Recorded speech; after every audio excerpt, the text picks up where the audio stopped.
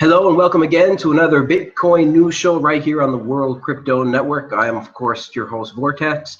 We are here on another Monday evening at 8 p.m. Pacific, live right here on YouTube Live. And we have a pretty special guest here tonight, ladies and gentlemen. We got Tuur Demeester here joining us.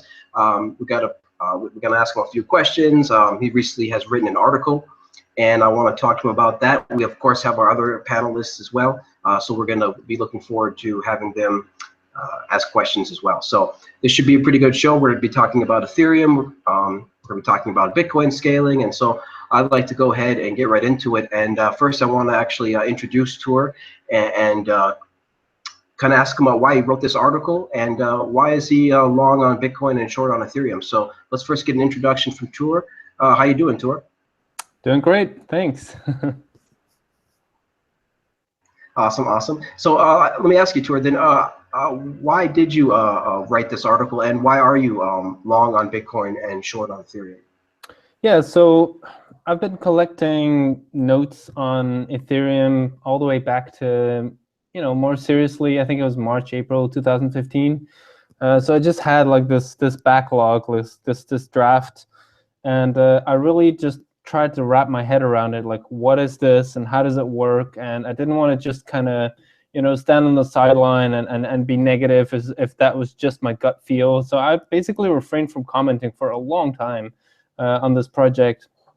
And so yeah, eventually as it went up, I did make some comments on like the sentiment. There were some things that just seemed a bit like when it went to 1.5 billion, I thought it was a bit overblown. But even then, I don't know, I just really wanted to get to the bottom of like, what's my position on Ethereum? Like, am I just gonna, because I'm a maximalist, I'm a cryptocurrency maximalist. And so I really do think that network effects, especially when it comes to money, are very, very strong. And so there is gonna be one winner. And Ethereum, even though it says it can do a lot more, it definitely is a monetary platform. So I felt like I needed to have a strong opinion on where it was going. And so putting all the pieces together, the picture was negative to me, and it's mainly to do with opening the platform up and becoming very flexible. To me, the concern is there that there's just a huge attack surface, and over the long run, that's going to produce too many problems. And it's basically, the main point that I make in the article is that when you have a computer network, you're choosing for a specific trade-off. Like, you can't have it all. You need to have a trade-off between speed and flexibility and cost and security. And so when Ethereum prioritizes flexibility, they are going to compromise on security. And my main argument is that, well, if you compromise on security, you will fail as the money of the internet. Hackers are just going to pillage your network, and it's going to fail in the long run, compared to a network that's more conservative and focused on security as the number one. So that's kind of like my main, and that's kind of also, in part because of the sentiment and looking at the charts, I think that Ethereum is either ready for a phase of stagnation or a downturn. And I think Bitcoin is looking very good, very bullish. And so that's why it makes sense to me to be short Ethereum versus Bitcoin. That's kind of like my main thesis. And it's just a trade. So I don't, I haven't invested very significant amounts. Like in general, I think for trades, you do 1 to 2% of your capital. And so I stick to that rule as well. So very, very interesting points. Very interesting points. Now, you are an analyst, right? Essentially. Yeah, like I guess I have maybe several hats, but I like to look at macro trends in the economy, and then I do like to do some price analysis too, and fundamental research. Just basically anything that I find helpful in making better long and medium term investment decisions. Yeah, that makes sense because for all who follow you on Twitter, there is some awesome information that you put out. You put out charts, you put out information about the economy. It's almost not just Bitcoin and blockchain. It's everything that can benefit Bitcoin and blockchain, or everything people who are interested in Bitcoin and blockchain need can kind of just come to your one-stop shop Twitter account. There's what it seems from the past few tweets that I've seen. Now, you do Bitcoin and blockchain full time, right? This is your full time job, basically. This is what you analyze full time. Yeah, I've had a pretty narrow focus. Like in my mind, I like to be an investor with a broader scope. Like I do have some gold and silver investments, and that's still an interest of mine. And there's some, I definitely want to own some tech stocks, and there's, I do want to diversify in the long run. But for now, it's just, as far as like risk reward investments, Bitcoin is almost the only game in town that is just so glaring and obvious to me. So yeah, it's pretty much full time. Yeah. Awesome, very cool. And so again, for everybody who wants some more Bitcoin and blockchain information, definitely follow you on Twitter. Of course, we'll leave the handle in the show notes that you can find on YouTube. Now, I want to move on to my next question here, and this is, we're going to start with you, Tuur, and then we'll move to the other panelists as well. What do you think about the recent attacks on Ethereum? And is this simply just like a hardening of the network, or is this something more? Is this something, does this bring about some dark shadows ahead, or is this just everything's nice, pretty rainbows for Ethereum? Yeah. What do you think? Yeah, well, before you can like make that judgment, you need to know, like, do we have a system that has a robust design, or does it have some utopian elements that are coming to bear, are kind of being revealed by these attacks? And so, just saying like, oh, the fact that we're under attack and we haven't collapsed yet is proof that it's hardening. That I don't think that follows. I mean, there were suspicions about Bernie Madoff 10 years before he collapsed. Enron was under scrutiny for a long time before it basically crashed. And I'm not saying that Ethereum tomorrow is going to have a crash like that, but yeah, I think that these attacks are more revealing than they are really hardening, because it's also kind of revealing what kind of fixes are being produced. Maybe some of the other panelists or people here can confirm or not, but one thing that I saw that was pretty concerning is that one of the hot fixes seemed to contain basically some addresses that were blacklisted, which is kind of like, isn't that either a bit lazy or a shortcut or a dangerous precedent, or you name it.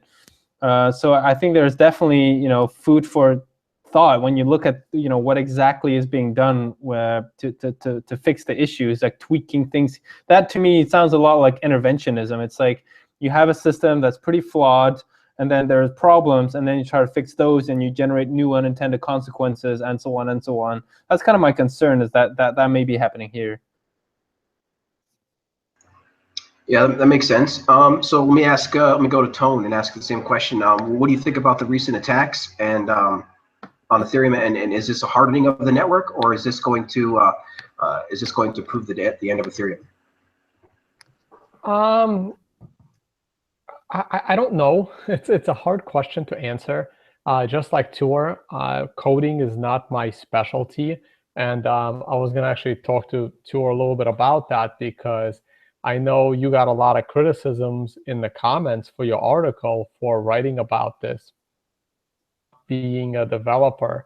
And I am also not a developer, but I've said it on a lot of these shows.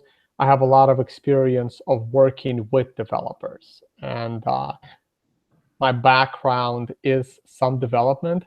I just never wanted to pursue it. So I chose not to pursue the programming side of my financial engineering degree, and I stuck to between the CFAs and the actual developers. So I was like helping the developers write the code.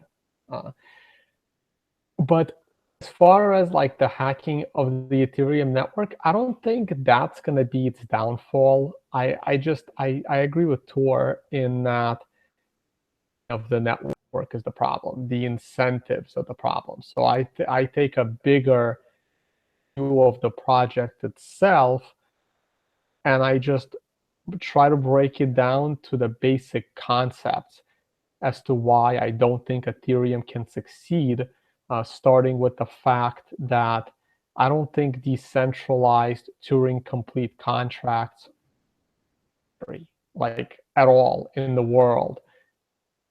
necessary. I mean, maybe in 100 years, it's definitely not necessary today. So I take the overall macro view like that on Ethereum to that, the fact that it was designed with incentives, in that the only one that's left from the original team of creating Ethereum is Vitalik, and everyone else has jumped ship a long time ago. That's not a way to build a successful project startup, no matter what it is. I stick to those. I try not to argue development, because I know I may lose that argument since I'm not an actual developer. Will these hacks hurt? I don't know. It can really go either way, so it's hard to answer. If they're well, clearly so far it feels like it hurt, because these hacks caused them to hard fork, creating 2 Ethereums. And just to throw something back at Tuur for a second, people in the comments are asking, what are your thoughts on Ethereum Classic? A comment on that right maybe now? After Gabriel gives his view on this, or right now, either way. I don't mind chipping in, like, briefly. Ethereum Classic, I think, other than, there's like a series of a list of 4 things that Ethereum has chosen to be flexible in, like 4 ways in which it is very flexible. And one of those is hard forking as a way to patch, security things and to scale. That's part of the scalability roadmap. As far as I know, Bitcoin Classic is also still going to have to hard fork, and they're not fundamentally against hard forks. It's more like they're against clawbacks, and they want code to be executed as is, something like that. So basically, my 4 criticisms still kind of stand.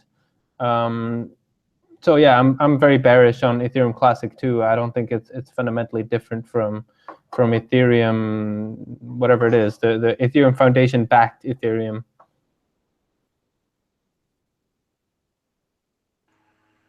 Yeah, it seems Ethereum Classic is kind of proving this use case scenario of what happens when you have people, when you have a fork that's not directly related to an actual problem with the blockchain, right? You're going to have a contentious fork. You're going to have people who are going to say, look, because obviously we had a problem with Bitcoin early, and I forget the year, 2013 or 2012. We had a bit of a hard fork because there was an actual problem, systemic problem with the actual blockchain, so we had to quickly fork. There was no problem with that. But now, the 1 megabyte issue, it's not an actual problem. But we'll get into that. We'll get into that more. Tone, did you want to finish that up? What you were saying, your thoughts? Me, no. I'll Okay, cool. Well, we'll move on to Gabriel. I'm done too. Yeah, Gabriel. Okay, cool. Gabriel, so what do you think of these Ethereum attacks? Oh, sorry. I'm gonna get confused when you say Tuur. It does sound like Tone, so it's Yep. I'm gonna try. I'll pronounce it better. I talk too fast. Gabriel, please. What is your thoughts on this? On the attacks, recent attacks, yes. Yes. One thing I haven't heard many people talk about is that Bitcoin is also vulnerable to denial of service attacks. Someone has spent approximately $3,000 USD worth of Ether on these attacks. So, I mean, whether you call that expensive or not, they cost something, you can say. And, the certain elements in the Bitcoin network like to clog things up sometimes. They like to run tests. They like to just, even whether announced or not, they're a form, you could call it an attack. But really in Bitcoin, diehards say that Bitcoin, there is no such thing as spam transactions, and there's no such thing as an attack on Bitcoin. If you're paying, you're paying, and that's it. So, both of these thoughts are valid. The difference, well, the main difference is you can execute arbitrary code directly in the Ethereum blockchain, whereas in Bitcoin, there is a non-Turing complete, very limited scripting language based on whatever, I forgot what that is, language that's very time oriented, that makes sure that there's this succession because it goes from block to block.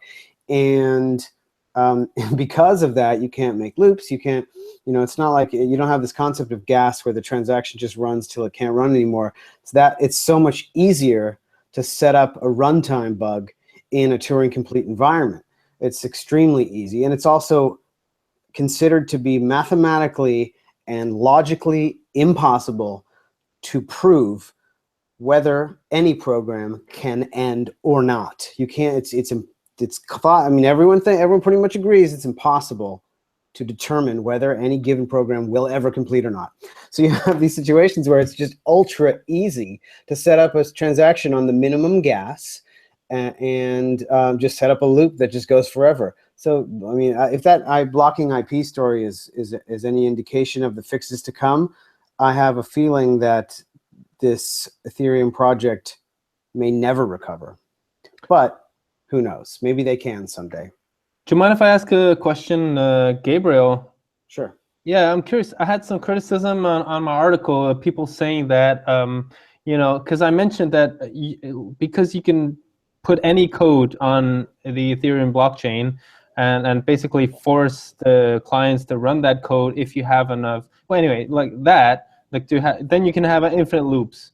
And I didn't mention the fact that they have this gas system, which I knew about. People were saying that I'm like completely ignoring that. I'm just curious. Are there backdoor? It seems like there was like one of the functions that Ethereum could perform, and the gas fee was like 0, and I think that one was exploited.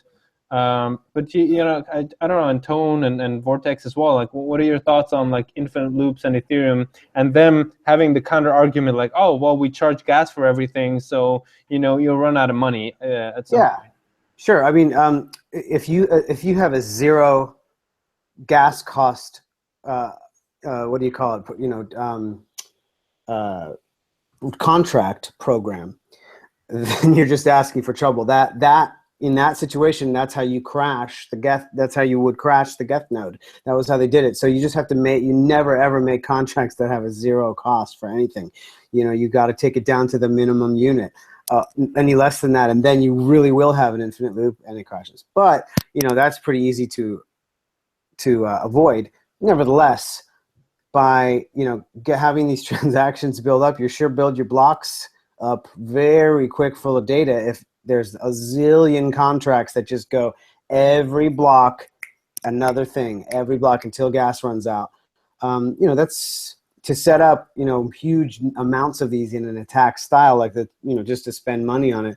That's a serious thing. There's people with deep pockets. If they want to stop you, they're going to be able to stop you like that. But once again, Bitcoin has capacity issues at this time too, so it's not immune to some of these things. Yeah, so it's just a lot. It's a matter of degree for certain, though. Yeah, like what seems to be the objective is that maybe you invest, quote unquote, as an attacker, $100, but you want the miners as a collective to spend $1,000 to process your contract, and then you're successful in the long run. I mean, maybe some other people will do that too, and then you basically crash or exhaust the network, and then they're going to have to. But it seems like because there are so many variables, the possibilities for attack are infinite. That's kind of so far my hypothesis of kind of what's going on. And what you say about the blocks that are being filled up. If you go to I'll put the link here, and maybe we can put it in the description. The Ethereum block size has actually doubled already in the past few days.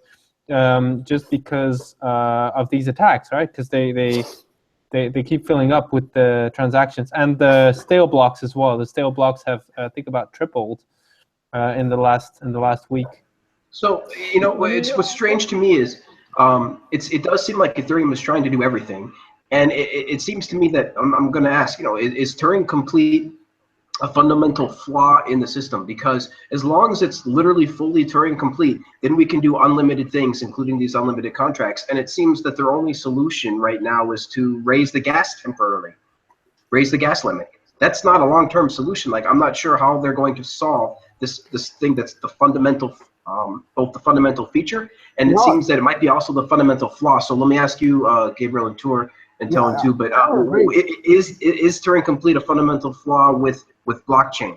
Well, what you just said there, just really briefly, what you just said there, I actually don't agree with that. You can't raise the gas limit. I mean, it's a kind of a similar function to the transaction fee in Bitcoin, and maybe they could raise the gas limit so that it would be too expensive to attack it. But it's a matter of. I thought they were doing that. I thought they were actively doing that. Yeah, maybe they could, but I mean, it's not great because then it makes it more expensive for everyone. It's a higher barrier to entry. So Tuur, let me ask you the same question then. What is Turing complete going to be the fundamental flaw that is going to allow these unlimited contracts to continue to be executed and double the blockchain and raise the blockchain size and cause all this spam? Yeah, from what I understand, it's kind of like the closer you are to Turing complete, the more attack surface you have created, and so it's kind of like, all right, well, Turing complete is great, but then we also want to have billions of dollars be like circulating on that network and be securely traded, and that seems to be a contradiction. And what some of the Bitcoin people have, like Christopher Allen and Peter Todd, they're talking about smart signatures rather than smart contracts. Like basically, what you do is you validate the contract on the blockchain rather than compute the contract on the blockchain, and that seems to me like an approach that makes more sense. There was the CoinDesk report on Ethereum, which was you had to buy it, but I got my eyes on a copy, and I guess most people did because it just leaked. And in that report, it said that apparently, if you're going to process 1 gigabyte of data on the Ethereum blockchain, the cost of that is $250,000. That was a couple months ago. So that's to give an idea. Like, I mean, who knows? Is 1 gigabyte a lot or a little? Who's to say? I don't know. Maybe you can do huge contracts with that. But I thought that was at least one interesting data point. A gigabyte would be the hugest contract of all time. I mean, the amount of code that you need to squish into these contracts is very small because they have all those languages on that interpret it. So it's very, very small. Gigabyte, that would be insane. That would be well, but hold on, because if you have a 1 megabyte contract that's executed 1,000 times because 1,000 people use it, then that's also $250,000. That's right. Holy smokes, that doesn't sound very efficient. So let me also add this, Tuur. I believe that you tweeted out a graph or an infographic just recently about how just with all these attacks going on just recently that they're orphan blocks or their uncle blocks, the equivalent of Bitcoin, and would be orphans, I believe. But their uncle blocks has just risen through the roof, like 30 or 40%. Or can you go into a little bit of detail about that? Yeah, so there's like different words for it. It's like stale blocks or orphan blocks, and in Ethereum they call it uncles. It's basically blocks that are mined and that are valid as far as the proof of work goes, but are rejected by the main chain either because they're late and there was another block already successfully published, or because, and this is of course as far as my understanding, correct me if I'm wrong, or because they're empty. And so rumor has it that there's more and more empty blocks being produced because miners are kind of sick and tired of actually processing these contracts, which have now attack contracts in them that are designed to try and crash the nodes. So they rather mine empty blocks, and Ethereum is different than Bitcoin because they reward people for mining empty blocks as well, be it a lot less, but you do get the rewards. And so apparently there are Ethereum miners that just focus on mining empty blocks, and some people say that, and I don't really understand how, but that somehow still contributes to the security of the network. I think it's wasteful, and it's kind of concerning because the stale block rate in Ethereum is now about 30. I think it used to be 7.5, kind of. That was the goal, and it was steady. We'll put the link in the description, I guess. I have it here. But now it's about 15, 20, even a spike of 25%, I think. Does that help the network go faster, Tuur? No, it's just like these are blocks that are all abandoned by the main chain. It's just a count of the blocks that are being pushed out of the nest and that are just not rejected, that are being wasted. Like it's kind of like evidence of wasted mining effort. That's how I see it. Very interesting. Let me. So yeah, I was going to ask if Tone, if you had anything to say. Go ahead. I just have a one-word answer for Turing completeness. I think it's unnecessary, and I do think that's it's kind of like a bug. Well, in Ethereum, at least it's a bug, right? Maybe if it was done on a smaller scale, more responsibly, done in a test net without actual value set out on some, simple things, I would be okay with testing Turing completeness. But in something like Ethereum, I think Turing completeness is insane. But on another note, I know you guys are spending a lot of time talking about mining and how you're basically causing all this inefficiency in mining.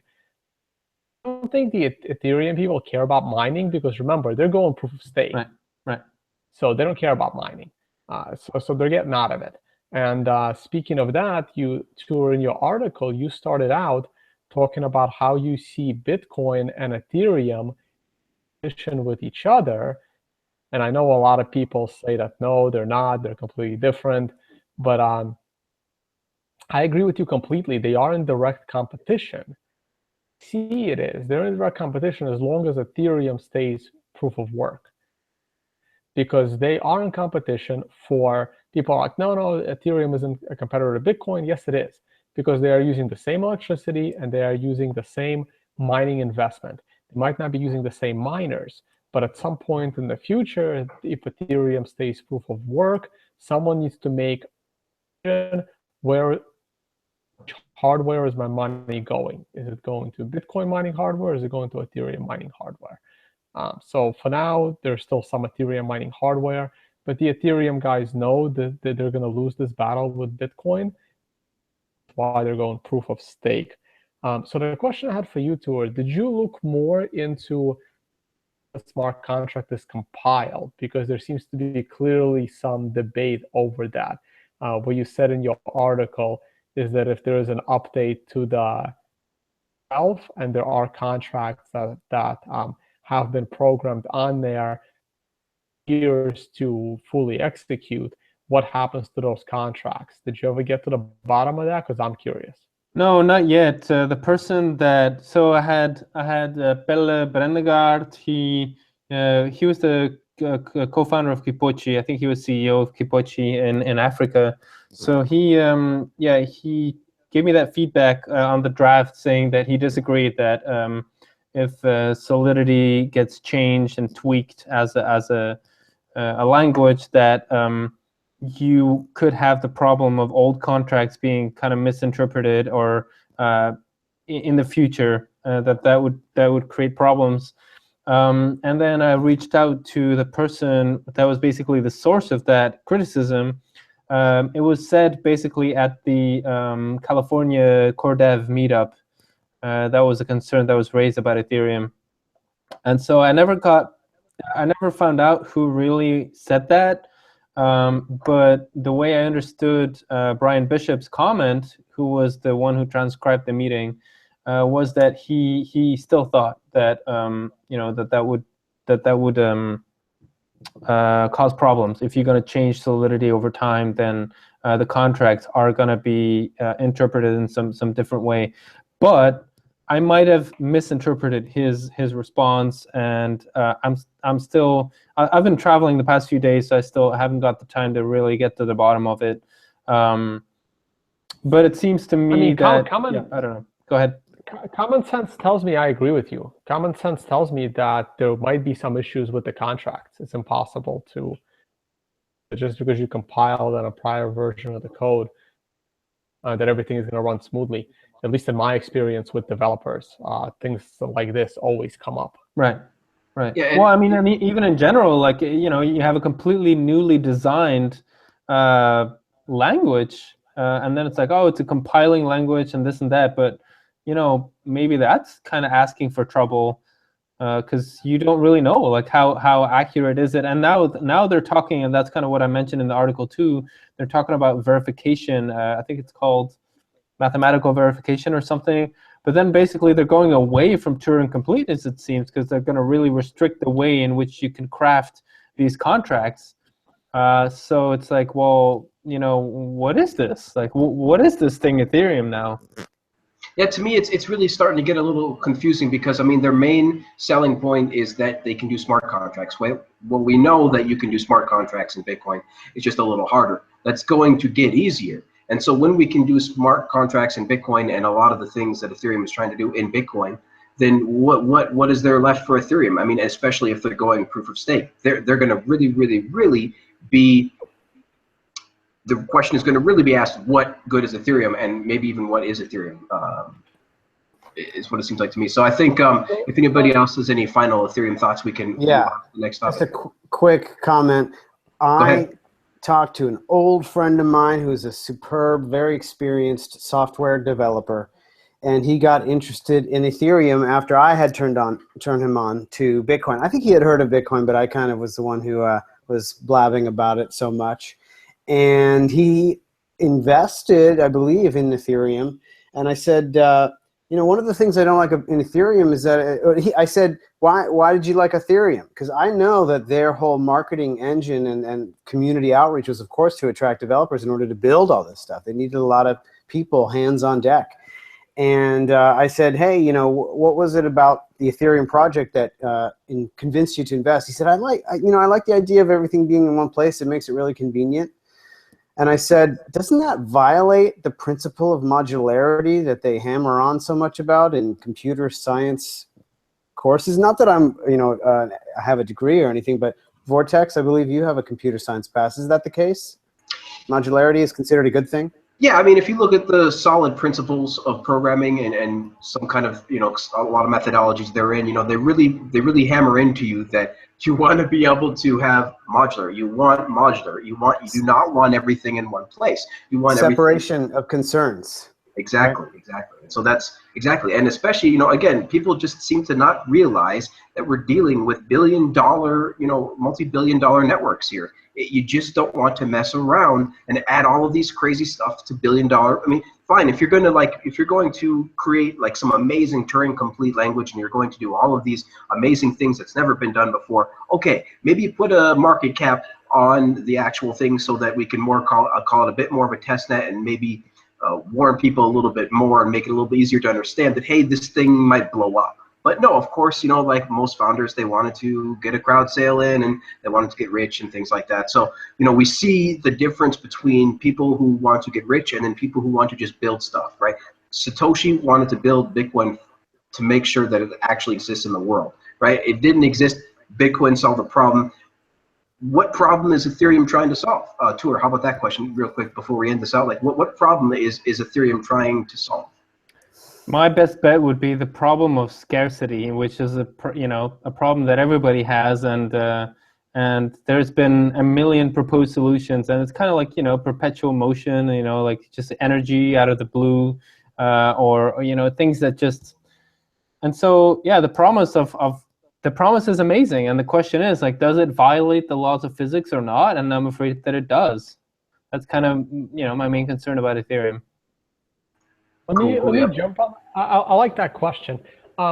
There's a couple of Ethereum promised to be everything. Ethereum token doesn't solve anything. I think the Ethereum token is just there for the founders to get rich. I have said this from the Ethereum's announcement before the crowd sale even took place. So the Ethereum token, my view is that's completely unnecessary. They are for them to get rich. Now, the problem that they claim to solve is, I mean, smart contracts. The question is, do smart contracts need to be decentralized?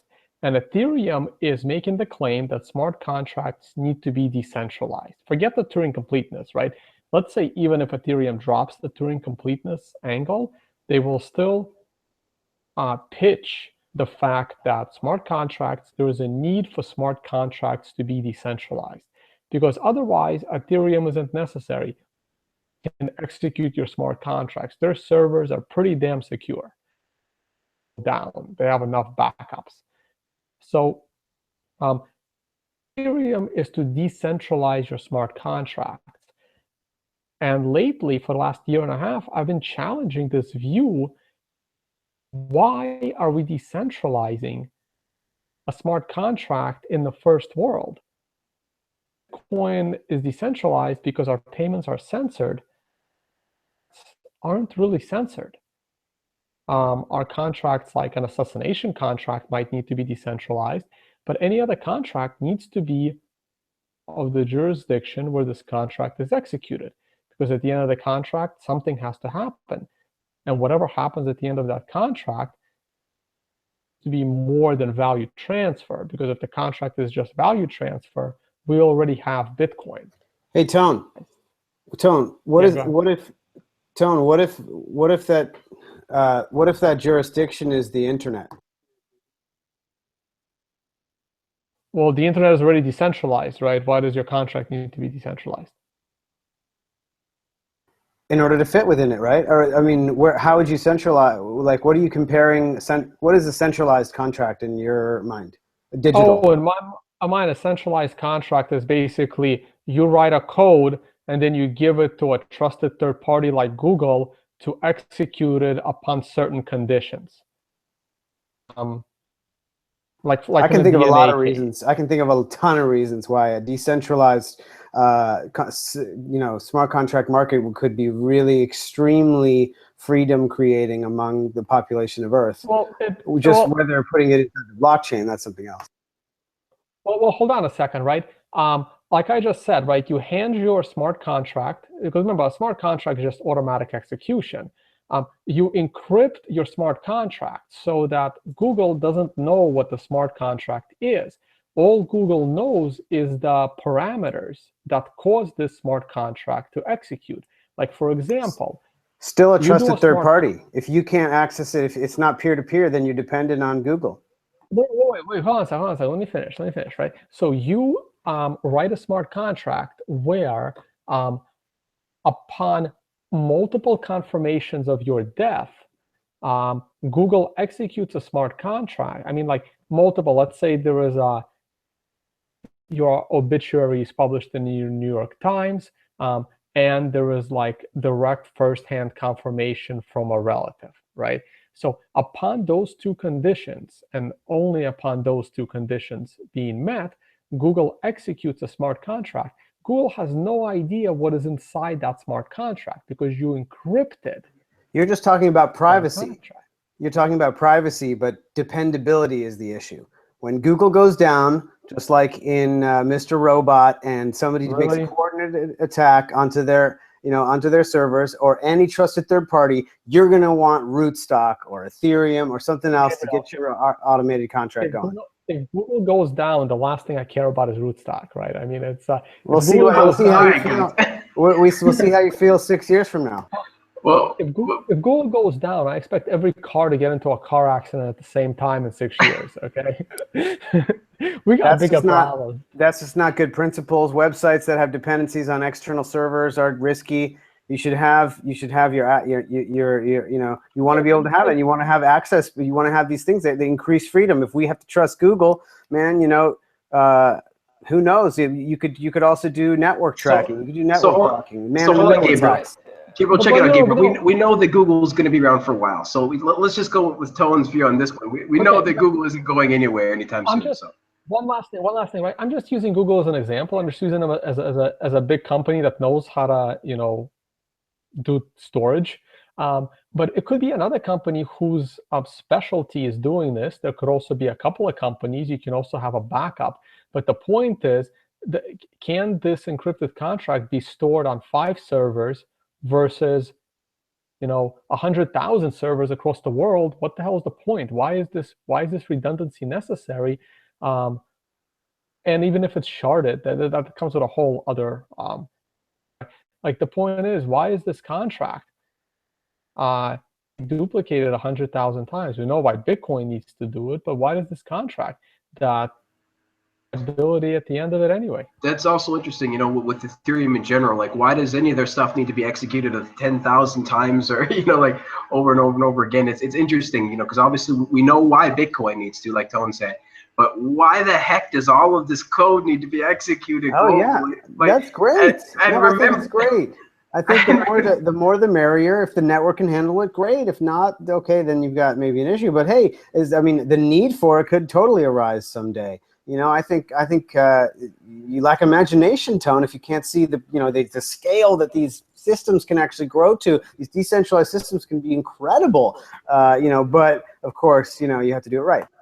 Well, to that, Gabriel, we all want like a utopia with cryptocurrencies and stuff, right? But that's a little whiles away. So in the meantime, Google's going to be here for a while, and they're going to be providing third-party services like SSL that we've been using with VeriSign and other things for many years. So that's fine. And so that's a different point. The point that there's also demand for centralized contract clearinghouses, automated contract clearinghouses. Of course, that's also, I think both are great.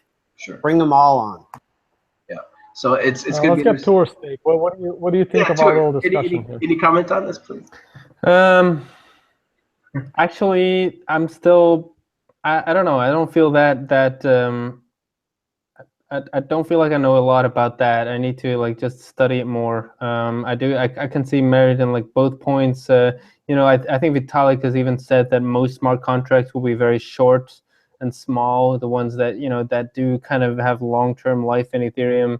One of the things that Paul Stortz has pointed out is that that you have the challenge with that you need oracles, and that really all of a sudden your decentralized contract looks very, very different when it's just stuffed full of oracles that it needs, because it needs to check on all these data points that are going to change.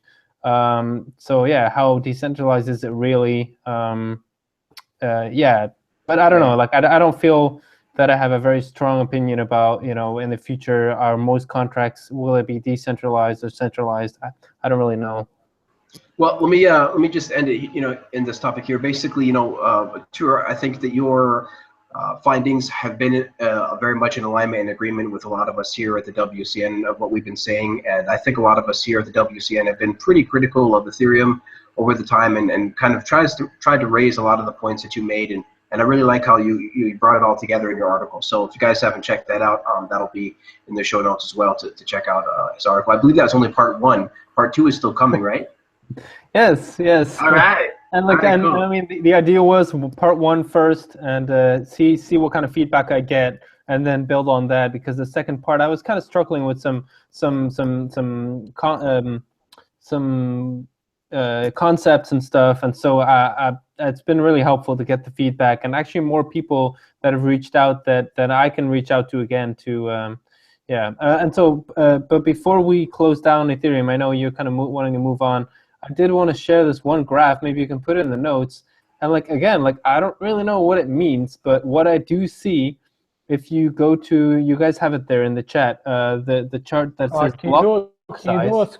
You can do a screen share, or yeah, let me actually do, well,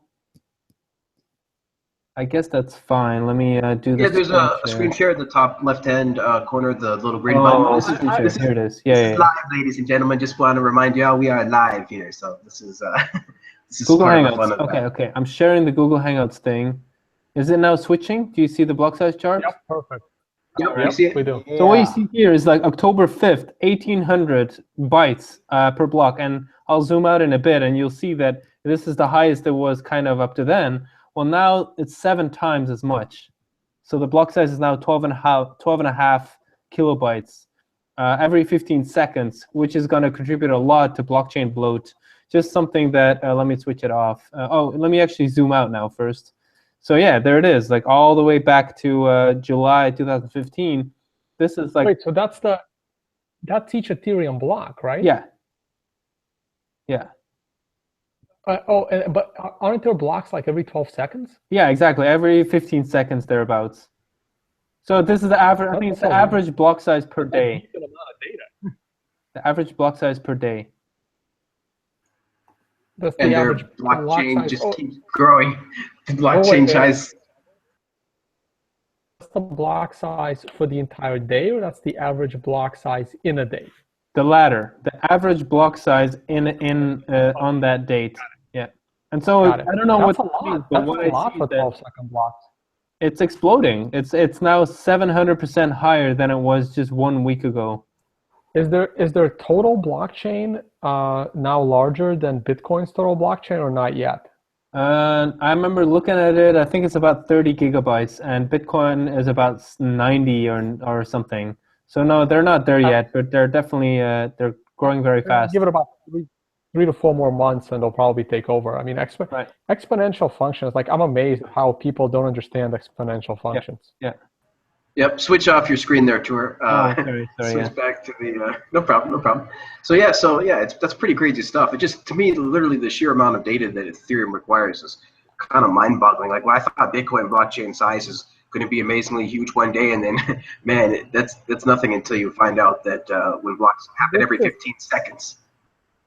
And this is before they can even, prove to the world that their services are needed. Can you imagine if they actually succeed in having a use case for Ethereum? Oh my God. Well, that would be a lot of data, I think.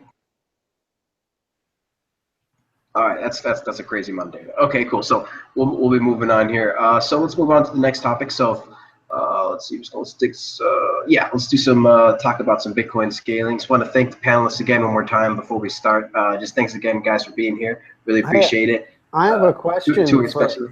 Tuur, you're only here for a couple more minutes, right? I have a bit more time. It mainly depends on like how tired I am because it's midnight here, and tomorrow we have the day before. I know we have a bunch on our program tomorrow, so I don't want to go to bed too late. But I'm pretty alert still, and so I think I can put in like another 20-30 minutes. Cool. I actually wanted to ask you something before we moved on to scaling, just really quickly for our audience and for my own benefit as well. Just as a background for you, I've listened to a few interviews you've done, and of course they are all different. All the types of questions you get are always super different. So as an overview, like, what are your strong areas of knowledge in your background, and do you have any knowledge in the computer science and systems engineering area? Yes, thanks. That's interesting question. So what I consider to be areas that I have expertise in is the business cycle. I did a lot of work on the business cycle, the origins of money in banking, and also the how should I say, the philosophy of law, which relates very closely to that. Did a lot of work on that, argumentation ethics, stuff like that, and then also just banking, fractional reserve banking, and studying a lot of banking crises throughout history. I translated the book Money, Bank Credit, and Economic Cycles from Jesus Huerta de Soto, which is considered to be like one of the reference works on it's like 850 pages on into Flemish, these kind of things. Yeah, into Dutch from English. Dutch, okay. Yeah. And so I did a lot of that, and then I also studied technical analysis quite a bit, and just kind of worked with it a lot for myself. So I feel like I built up some like working knowledge. And then as far as computer science goes, it's very limited. It's basically my own.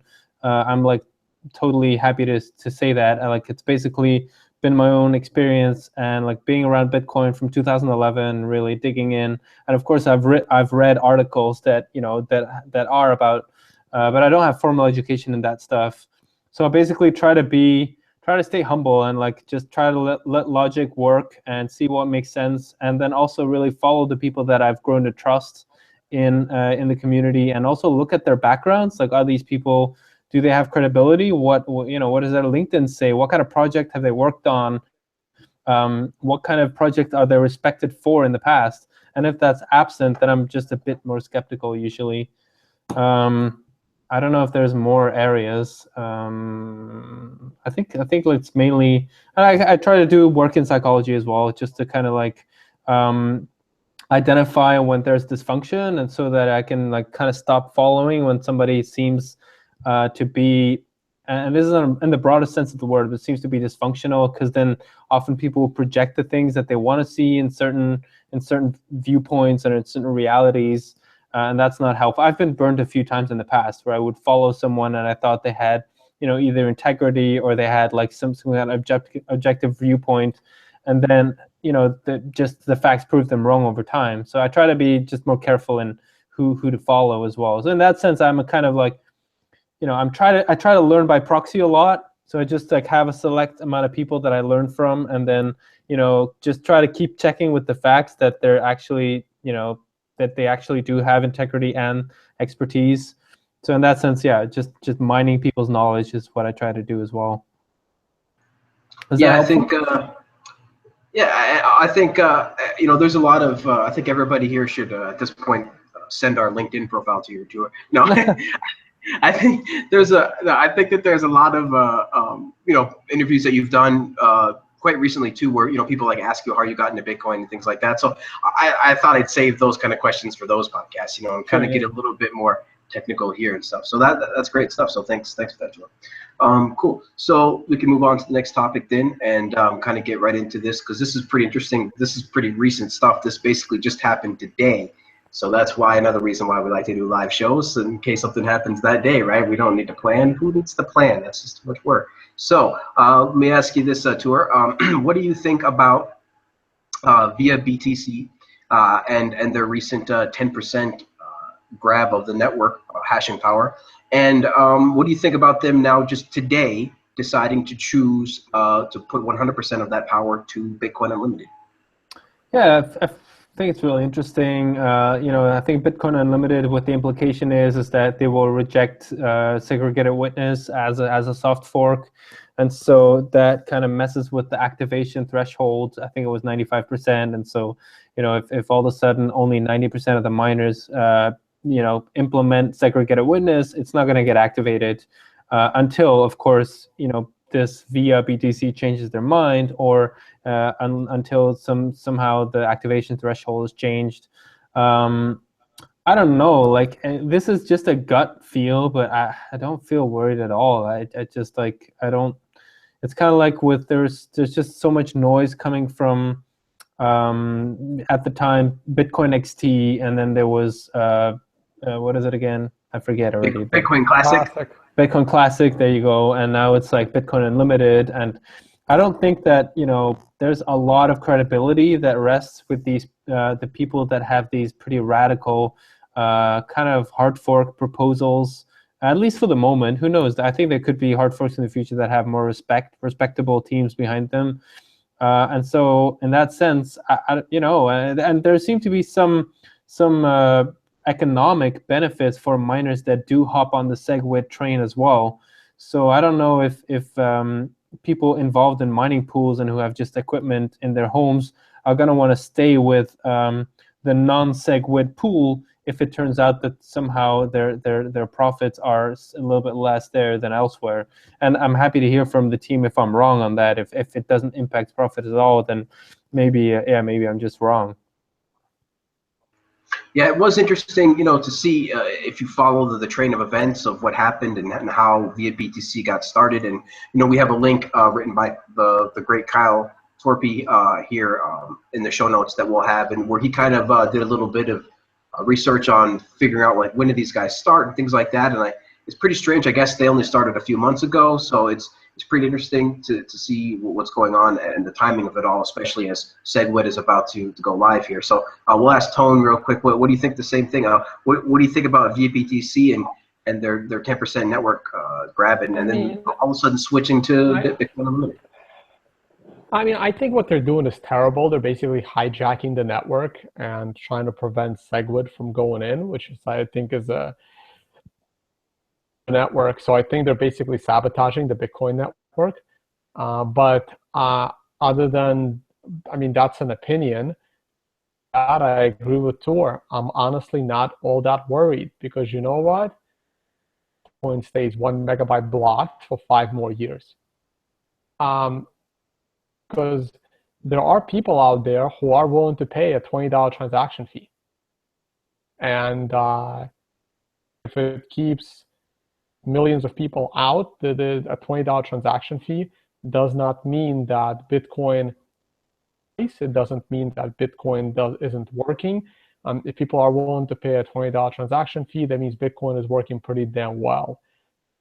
And if their efforts prevent SegWit Bitcoin from scaling, because I know there are people willing to pay a $20 transaction fee, and I might be one of them if I actually need to use Bitcoin and move it. That's my view on it. I was a little panicked during XT. I was a little panicked during Classic, and I proved myself wrong by about it. So now I'm like, you know what? They're not going to get it done. And even if they stopped SegWit for a while, it doesn't matter. It's still going to go. True. It's true. It's interesting.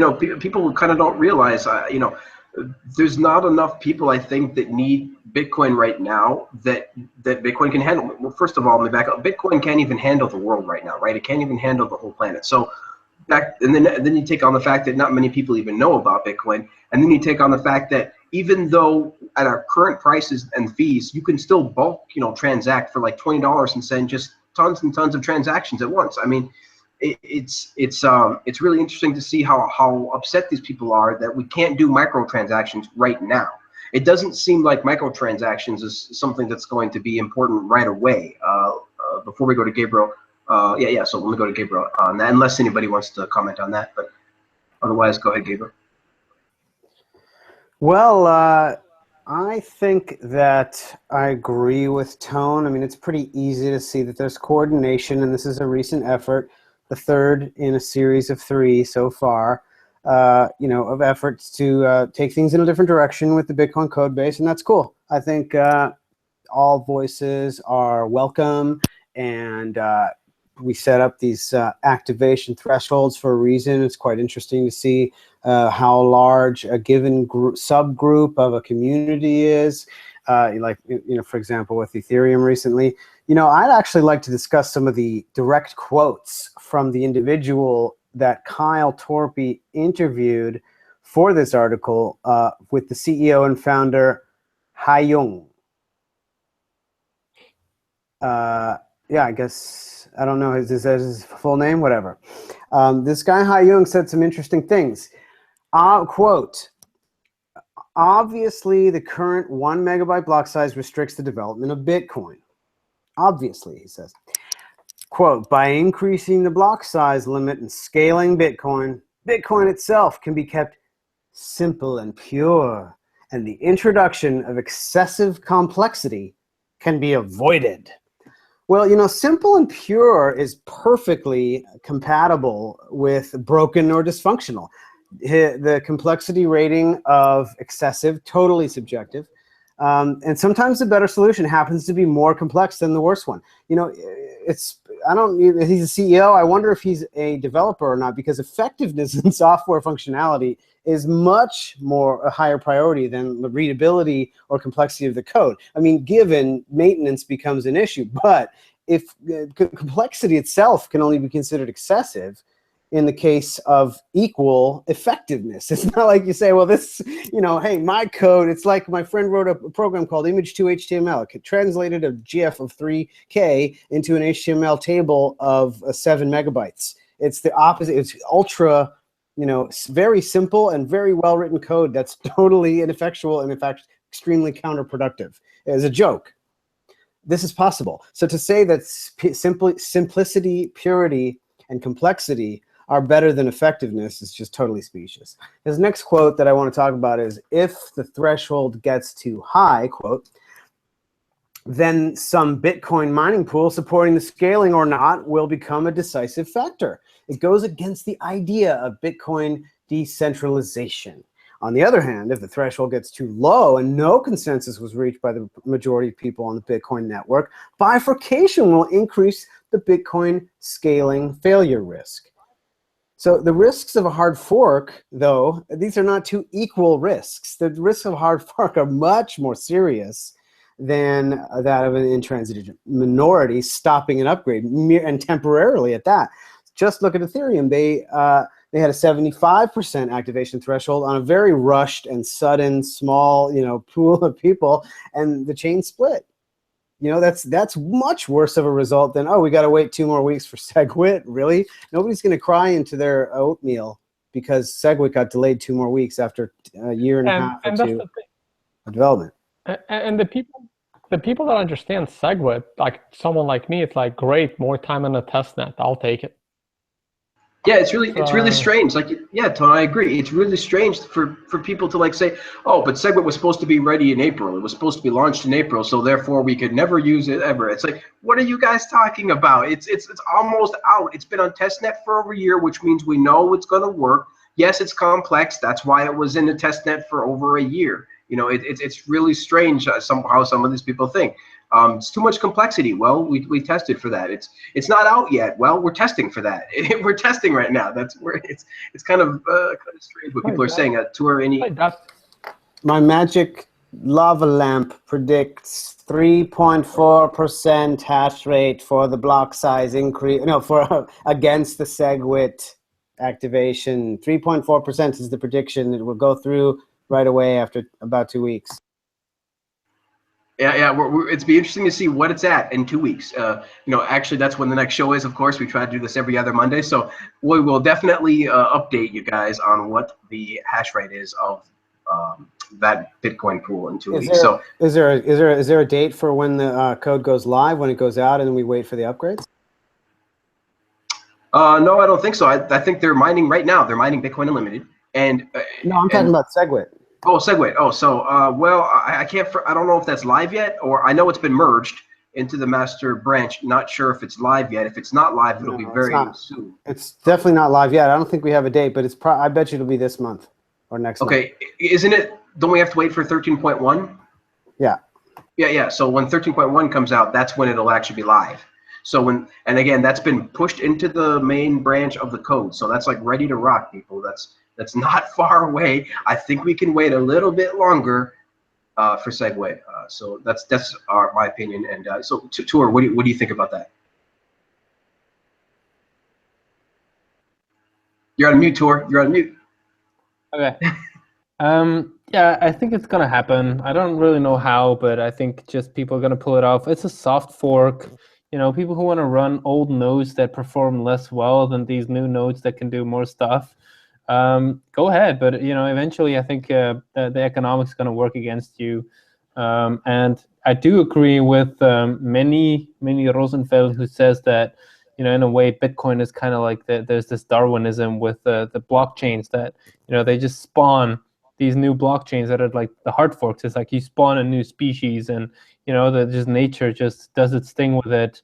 And so yeah, like people who, I think eventually there probably will be some kind of hard fork and like a separation, a schism in Bitcoin. But I don't think that's coming very soon. I think for now, because we're going to have, I think at least, there's going to be a big rally in Bitcoin, and a lot of that, you know, long lost positivism is going to come back. It's going to unite everyone for at least another while. But you know, there's always going to be this dissidence, because I think it's about control mainly, because people kept saying like, oh, you know, we need to increase the block size, and then it's like, here it is, we're going to increase it by 60 to I think 100%, and they're not happy because it's a soft fork. It needs to be a hard fork. It's like, come on, people, this is not about capacity increases. It's about control. You want more control, and you want a different group of people to be in control. And so I think that's going to continue, and in the long run, there's going to be some schisms. But I think the main Bitcoin chain is doing incredibly well, and we have like amazing things that are coming up for Bitcoin. There was just a lot of bottlenecks. There were like a bunch of bottlenecks that needed to be worked through, side chains and Lightning and like all of that. And SegWit was also a bottleneck to make all those things happen. So that's why it took a while. Comment real quick. Like, after what happened with Ethereum, I was like, a week, and well, this puts the whole reason I was is because I'm like, oh, thank God, no one's going to be dumb enough to consider a hard fork in Bitcoin anymore. And then like a week later, it's like Ethereum hard fork never happened. I'm still amazed. Still amazed.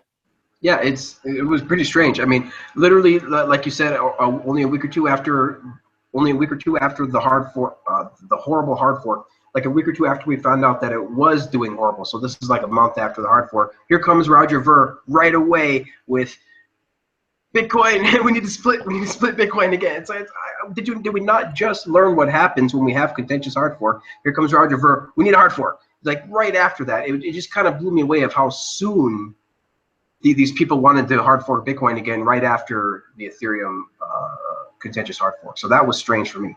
So I agree with that. So let me ask you this then, Tuur, for our final question here, before, unless any other panelists have questions after this. Basically, with the recent success of the Lightning tests, I think there's been 2 or 3 of them now. You know, how in your mind, like, how is Lightning Network looking right now, and when can we expect it to kind of be maybe in full force, or when can maybe we expect a few implementations to be live, and maybe when can we expect those implementations to actually be doing a lot of transactions? I hear mixed signals about it. Some people are saying that it's going to take longer, and I wouldn't be surprised that it's going to take some time for, you know, larger scale channels to really kind of, you know, kick off. But I do think that, yeah, the test was successful, and it comes from a credible team. I think it is really a significant milestone that it's there, and to kind of like, you know, it's kind of a proof of concept. Yeah, it's real, it's tangible. So I think that's significant, but I don't have any strong opinions about by when. And in a way, like, I'm just, man, like, for me, I'm just really stoked that this is even possible. Like 2 or 3 years ago, who would have thought that not only do you have Bitcoin, which is kind of like, you know, digital gold, and then I had always imagined you would just have a bunch of exchanges around Bitcoin that would then have off-chain transactions and then do final settlement on the main chain. All of a sudden, you can do huge volumes that are decentralized as well. Like, that's like, that's amazing. I just blows my mind, and I'm like super stoked and super happy, and like I'm very patient. I don't feel like, oh, like, you know, Bitcoin has to be like PayPal tomorrow, and so we need, you know, we need to get it going. That doesn't. Bitcoin is digital gold to me, and it's absolutely the best digital gold. It's like by a mile. There's nothing like it, and so as long as that is the case, I'm really optimistic about the value of Bitcoin. I think it's massively undervalued, and anything else is bonus. Absolutely, absolutely. I think a lot of us share at the WCN share those views as well, because, you know, what we're really thinking of is, you know, phase 1 of Bitcoin scaling is like 2015 to 2017, and that's about to be completed, which is SegWit at the end of 2017. That'll really be, I think SegWit will really be ready to go and live and everywhere, and things like that, with compact blocks and all that good stuff. And then layer 2 will be next, like between 2018 and 2020 with Lightning. And that will really be when Lightning starts kicking in with things like Falcon and Fiber, and then you know, just other implementations of Lightning. You know, we got Bitcash, right, coming out from Kim.com next year, which is basically an implementation of Lightning or something similar. And so it seems like that's where I'm looking at. What do you think about that, for a time frame? Yeah, like that. I don't know. I need to. I've basically not studied it in detail. I think that sounds plausible. As far as just had an idea about that 10% of you know, hash rate. If we're gonna have these commercial players that want to go, you know, big league with Bitcoin and high speed transactions, you know, why shouldn't they like buy into mining for a while just to acquire if all of them can acquire like 7% of the network extra, then that's going to compete with this ViaBTC, and then, you know, they can have the 95% right there. That would be an option for you know, pushing through SegWit because the enterprise ecosystem wants it. I don't think that would be a stretch. I don't think you need like billions of dollars to do that. Exactly. Yeah. It's yeah. Tone. Just to interrupt. So while we were on this podcast, the price of Bitcoin popped to 635. Yay! Rock and roll, dude. That's awesome. We talked it up. That's what we did. That's what we did, dude. I just shorted for $10 billion worth. Oh no. You know what's funny? You know, we're also supposed to speak too, but at the time of this podcast, you know, basically the hash rate for ViaBTC kind of dropped down too. I think to like between 5 and 7%. They did have like 12%, you know, beginning of the day, and then after their announcement, it went down really fast, sharply down to 3 or 4%, and now I think it's around 5 to 7%. So it is interesting, like how fast that kind of happened as far as the ViaBTC thing happens. As soon as you announce Bitcoin Unlimited, like bam, people left in droves. So really interesting to see how fast that all happens. Isn't it interesting that we had DevCon 2 for Ethereum, and the price stagnated and kind of went down, and now we have scaling Bitcoin and the price pops.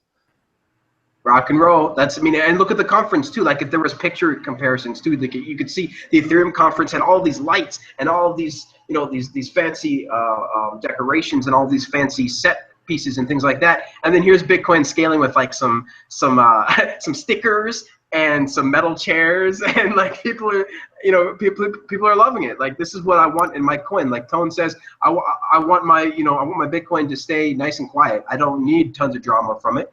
They need to just stay down and keep coding, and this is, you know, this is what we're seeing, and it's really a lot of interesting talks coming out of the Bitcoin scaling stuff. So really cool things, I think. You know, and again, we gotta finish watching those.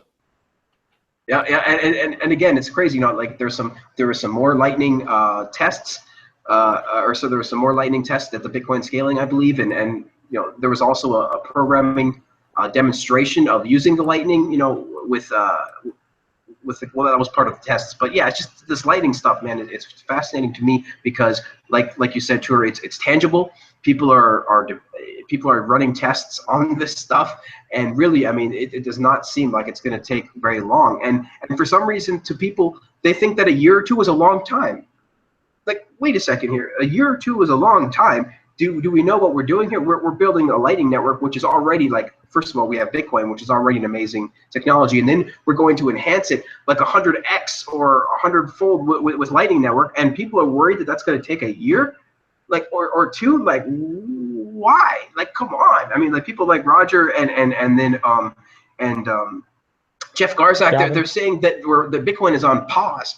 They're saying that Bitcoin is being stalled, and it's like, are you crazy? Look at all the stuff that's coming out, like Andreas says, Andreas Antonopoulos, you know, his famous Reddit comment. Now, you know, he has a full-time job with Bitcoin, and he can't keep up to it.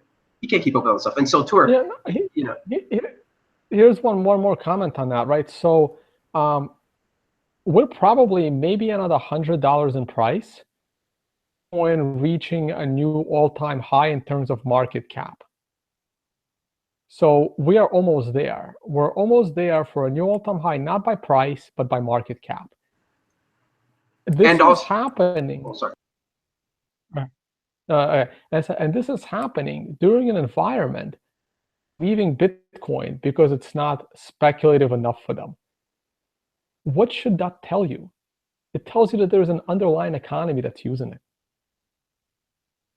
Yep, that's 100% true. Good point. Good point, Tone. There is, you know, unlike Ethereum and all these other coins, you know, that's another thing about Ethereum.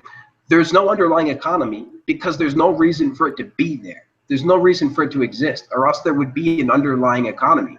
At least that's what I'm thinking. Tuur, you can comment on that if you want. And also, real quick, you know, the Bitcoin hash rate is also at record highs, right? We just released some new, there's some brand new mining equipment that came out this summer, and so that's pushing up the hash rate. So it's just crazy, like how much stuff is actually happening. So anything to comment on that, Tuur? Yeah, like I had the podcast with the interview with the Epicenter guys, and one of them asked me about like the Bitcoin startup ecosystem. Like, oh, there aren't that many Bitcoin startups, and something that just occurred to me like while I was talking about that is like, well, wait a second, what about like underground? Like, how many darknet websites are there right now? And like, you have like darknet developers, like, I'll make your store for you. I'll like web design your darknet market store, and like, so there's a flurry of activity that's happening underground, and that is all running.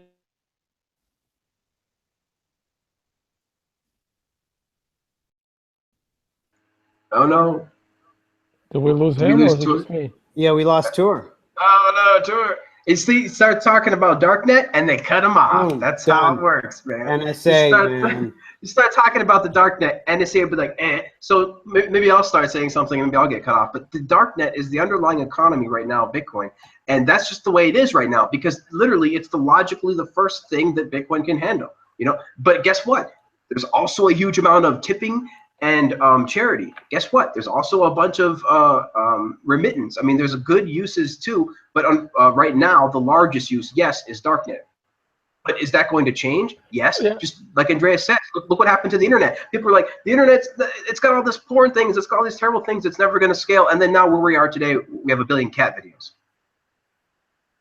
So speaking of darknet, I'm just going to comment on So- one thing. I went to a presentation by a man named Hypanen.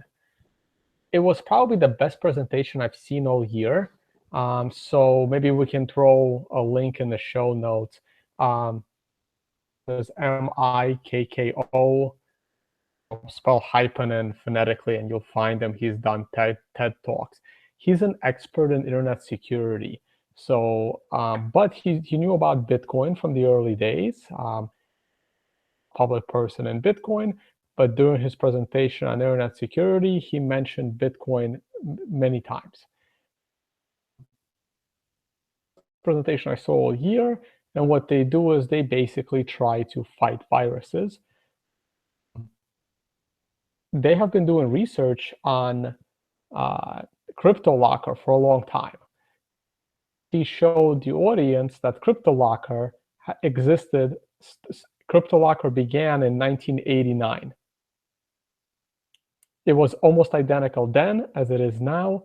The only difference between the 1989 version and the current version is that in 1989 you had to send water to Panama. That was the only difference. Even though the message on your computer was almost identical by the same people. And yeah, it's funny. And they've been tracking how much Bitcoin has moved through of the CryptoLocker accounts that they know of, and he said up to this, it finally crossed $1 billion. Value of how much Bitcoin has moved through that account. So he's like, that is a unicorn startup, CryptoLocker. And it's unfortunate, but hey, that it is what it is. Yeah, it's exactly, John. That's just how it is, and people don't like it, but that's just how it is. Tuur, you want to finish your thought? Yeah, I just don't know when I cut out. Can you put me up to speed? Darknet market. Yeah, darknet. We were talking about the darknet markets. Oh yeah. So I was talking about, like, there's a flurry of activity in darknet markets that, and I would venture to bet 99% of Bitcoin transactions in darknet markets are using Bitcoin. So that's very, very real. And then well, the other comment I made was about sentiment. Sentiment in Bitcoin is still, it's like nowhere near like euphoria. We're not even like very close to optimism. Like there's so what I put out a little poll on Twitter just today, I think, asking, like, you know, given the rally in Bitcoin, would you guys be interested in like some interviews with experts about how to store Bitcoins? And some guy asked me, like, what rally? It's like, well, remember how last year Bitcoin was $150? Like that rally, it's like we're 630 now. So yeah, like so I agree with Tone that there is very real use in Bitcoin. Also for remittance, I'm hearing things that are just real use is really happening. Darknet markets are really significant.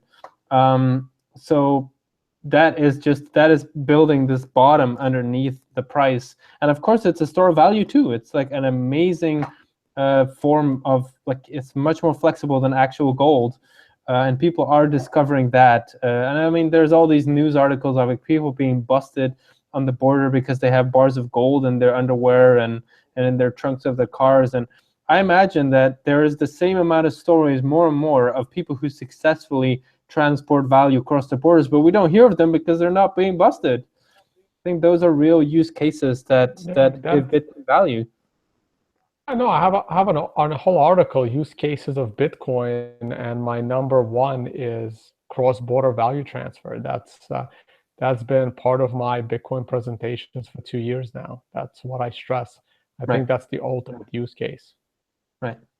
And I tell people your gold became somewhat useless the day a metal detector was created. Right. Yep, that's true. Hard to argue with that. That is a zing. I like that. Yeah, that's a good one. So let's see. Gabriel, do you have anything to add here? Well, we were talking about Lightning, right? Yeah. Lightning. Yep. And Yeah, I was under my impression, according to the what I've read, which is not everything, but I'm keeping tabs on what's been going on since the beginning, for sure. I immediately, as soon as I saw that presentation from Joseph and Taj in February last year, right? I was blown away. I saw it within, about 24, whenever it got posted, basically, and I was like, oh my God, this is incredible. This is exactly the type of cryptographic invention that we've all been looking for and really believing in. Like, wait, if you can make Bitcoin, then what? But this is easier than Bitcoin, actually. All you have to do is blah, blah, blah. So, there was the payment channel work had already been done and people were working on it. So I've been keeping tabs, and all the theoretical stuff was worked on a lot last year. This year, a lot of the nuts and bolts of the tech has been experimented on. There's looks like about 4 implementations out there, maybe 5, 6, 7. Bitcash coming up, maybe a different one. And there's other payment channel systems like duplex payment channels. So there is, and then not to say nothing about sidechains, but for Lightning, it looks to me like the very earliest alphas may actually be ready to begin working on the Bitcoin testnet. Well, I guess they've been running SegWit, but Lightning networks, I feel like, are just barely getting started. So I feel like when SegWit starts to roll out, and when 13.1 is released and SegWit begins to maybe get picked up, maybe not, whatever, the first Lightning implementations will be getting tested quite a bit on testnet. And then, I don't think Lightning will quite be ready to just launch at the same time as testnet goes, SegWit goes live, rather. But I think we're definitely looking at the earliest crude implementations going live and starting to be available next year. Maybe even spring or something, like you were saying, Vortex. Yep, that's what it's looking like to me. Is next year, next spring there'll be at least a few out, and then by the end of the year they'll start getting some traction. And I think in 2018, they can really hit their stride, and then here comes sidechains after that, and so we'll see what happens. But I think that might be a little bit on the scale, a little optimistic, but I do. I mean, because this is Bitcoin, it's just basically the way I look at it is just what would happen if the opposite of Slockit, the opposite of the DAO. What's exactly the opposite? Well, everyone's going to take it really slow. Lightning Network won't get that much attention when it goes live on the Bitcoin Live network. There will be a few niche applications. People won't want to risk their money too much. It's going to take a little while before people trust the software to work right. We're going to see some failures. We're going to see some thefts. We're going to see some hacks, some interesting different things. We might see some patches in 1.4 or future releases of Bitcoin. So I think it's going to take a number of years to become a big thing, but it's going to be incredible to watch that network effect take place with these offline transactions, and the early use cases will be really fun to follow and probably won't proliferate that much, I think, until maybe next decade. Absolutely, absolutely. Very interesting stuff. I guess I just want to kind of throw one bonus question in there, Tuur, for you before we close it out. Because this really irks me. This thing that goes around when people are talking about how Bitcoin is losing market share, right? It's losing market share to the alts. I just wanted to get your take on that phrasing and that line of thinking, and see what you think about that. What is your comment on that? Yeah, that's very interesting. I think rather than lumping together all the alts and contrasting them with Bitcoin or dividing them by Bitcoin or whatever to kind of show the ratio, it's interesting to look at the individual alts and kind of map them against map their market caps in terms of Bitcoin at the time. And what you just see is a similar pattern. And what you've seen recently is that there's just more of them. And often there's these alts, and then on top of the alt, there's like an app coin or something like that. And that also gets listed into the entire list. And so in a way, even though that alt platform might not have any future at all, there's just like temporary bubble, and people just like to diversify and whatever. And so I think that kind of skews the image, that makes it seem like that the altcoins are like this kind of this homogeneous force that is going to like take over Bitcoin, whereas in reality it's just a bunch of projects that seem to not really produce a lot of value. And of course the big one has been Ethereum, so that's kind of skewed the whole thing. But some things were also double counted, like the DAO. If you, I mean, I'm talking about coinmarketcap.com. It has I think /charts has like the the overview, and a lot of people have used that graph, and I think they're kind of missing that it doesn't paint the whole picture. And so yeah, I think especially if Ethereum fails, it's gonna kind of be, and then also at the same time, if you then have sidechains could become the new altcoins. So I think the next few years that graph is going to look pretty different, and I don't think we're going to ever really go below 75% anymore, 75-80% Bitcoin versus whatever 20-25 for altcoins. That's kind of my view on this. But I think it's an interesting ratio to look at. I wish just somebody who would compute it accurately. That would be nice. True, yeah, like you said, I mean, we got Augur up there, we got Ethereum, we got other app coins based on Ethereum, and it's crazy. Tony, don't forget Ripple that are at the top of the list, and I say I don't understand Ripple. Nobody understands Ripple. I bet you the people, and I keep saying the people at Ripple don't understand Ripple because there's no reason for that token to exist. Created at will, or they stopped creating it. Like nobody, I don't think anybody knows, and whole ICO thing, like Tuur just said, everyone is becoming an ICO. So what do we do next? We're going to add penny stocks into the list. How's Bitcoin doing against penny stocks? Well, that's a good point. It's also so to me as well.